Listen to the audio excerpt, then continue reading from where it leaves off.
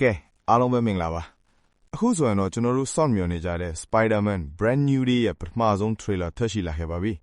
ဒီ trailer ထဲမှာပါဝင်တဲ့အသေးစိတ်အချက်လက်တွေကိုတစ်ကွက်ချင်းစီခွဲချင်းစိတ်ဖြာပြီးဘာတွေထိလာနိုင်မလဲဆိုတာကြည့်လိုက်ကြရအောင်ပါ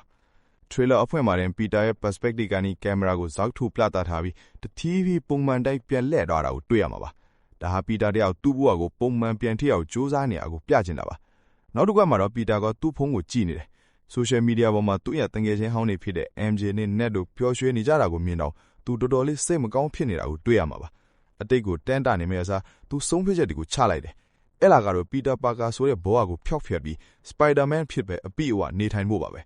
Spider-Man အစအဦးပေါ်ကနေခုန်ချလိုက်တဲ့အခါသူ့ရဲ့စုလေးလေထဲမှာတုံခါသွားတဲ့အကွက်ကတော့ The Amazing Spider-Man 2တဲ့ကအကွက်အတိုင်းတကယ်ကိုအသက်ဝင်လာပါတယ်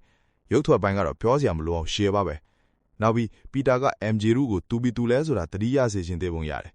MJ အလုပ်လုပ်တဲ့ကဖေးဆိုင်ကိုခဏခဏသွားနေသလိုသူ့ရဲ့စုကိုလည်းကိုပိုင်တိုက်ခဲမှပဲလျှို့ဝှက် slot ဖွဲ့နေတာတွေ့ရတယ်တစ်ဖက်မှာလည်းမြို့သူမြို့သားတွေကသူ့ကို City to the Key လို့မြို့သူဇော့လို့ပေးပြီးဂုံပူကြတာကိုလည်းတွေ့ရမှာပါ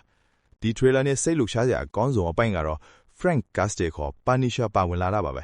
Peter နဲ့ Frank တို့ကအပြင်မှာအရင်ကားတွေကတည်ထားပြီးသားပုံစံမျိုးပြထားတယ်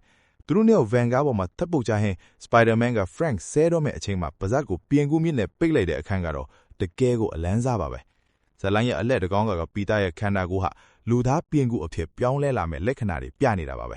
trailer တာမှာသူကအိမ်မြောင်းလိုမျိုးအိမ်မက်နှစ်ချက်ဒီမှာနိုးလာတာ web shooter မပါပဲပြင်ကူးမြစ်လွတ်နိုင်တာတွေကိုတွေ့ရတယ်ဒါကြောင့်သူက Bruce Banner စီကိုတွားရောက်အကူအညီတောင်းခဲ့ပါတယ် Bruce ကလည်းမင်းရဲ့ပြောင်းလဲမှုကအန္တရာယ်ရှိနိုင်တယ်လို့သတိပေးထားပါတယ်ဒီကားထဲမှာရန်သူတွေအနေနဲ့ Scorpion ကိုအပြင်းအစင်အသစ်နဲ့မြင်ရမှာဖြစ်တယ်လို့ Boomerang နဲ့ Tarantula တို့ကိုလည်းခဏတွေ့လိုက်ရတယ်ဒါအပြင် Daredevil ကလူဆိုးကွင်းဖြစ်တဲ့ The Hand လို့ခေါ်တဲ့ ninja နီများနဲ့ Spider-Man ရင်ဆိုင်နေရတဲ့အခန်းတွေကလည်း comic ဆန်ဆန်တကယ်ကိုခံရပါတယ်ဒီ teaser trailer ဟာပရိသတ်တွေကိုသိချင်စိတ်ပိုပြင်းပြန်အောင်ဆွဲဆောင်သွားနိုင်ပါတယ် Peter Parker တယောက်သူ့ရဲ့ချစ်သူ MJ နဲ့ပြန်ဆုံနိုင်ပါမလားသူတကယ်ပဲလူသားပြင်ကူကြီးထည့်သွားမှာလားဆိုတာကတော့နောက်ထပ်ထွက်လာမယ့် trailer တွေမှာဆက်လက်စောင့်ကြည့်ရမှာပါ